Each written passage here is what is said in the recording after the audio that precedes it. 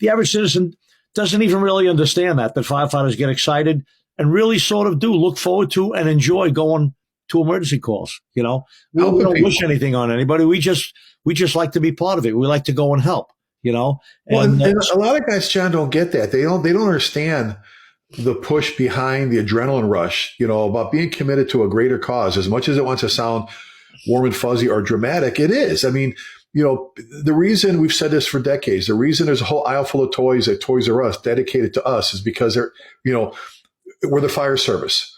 People point at fire engines. They point at the firehouse. The firehouse has stood in a neighborhood of what's right, what's a safe haven, what means something. Churches and firehouses and neighborhoods are what people look at and they go, you know what, there they are. And it gives them a good, warm, fuzzy feeling. At 2:00 in the morning, they're not sitting there debating when they're calling 911 going, I wonder if anybody's going to show up. They're calling 911 because they think they've got a problem or it is a serious problem. And I think some of our people need to revisit this commitment thing about, anybody can show up for the structure fire. Anybody can show up. I'll tell this story again. You and I talked about this. Goes back to the volley side about picking and choosing.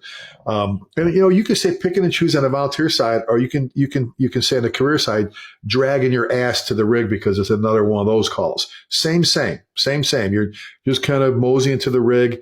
Here we go again. But I told you I was in Connecticut. Great fire service there. You're right next door. And I'm going to do a pride and ownership program in the evening, John. And it's about almost like right at 2:00. I'm in there like the watch room having coffee with the chief of them. And they blow the siren, set the tones off for an inside gas leak.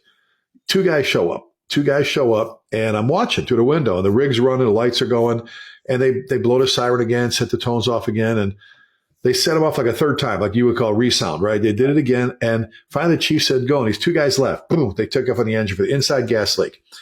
I swear to you, it was like 2:40-ish later, like 40 minutes later, they blew the siren for a structure fire. And I swear to God, you needed valet parking. There were so many cars. Guys were sliding their sideways. You hear the doors. People could. And after I'm asking guys, I said, where were all these people before? And, well, I just got home from work or I just, or I didn't hear. No, you were at home. You heard it was what you call a gas leak, which we know they're not, until they blow up, right? They are. You were picking and choosing your calls.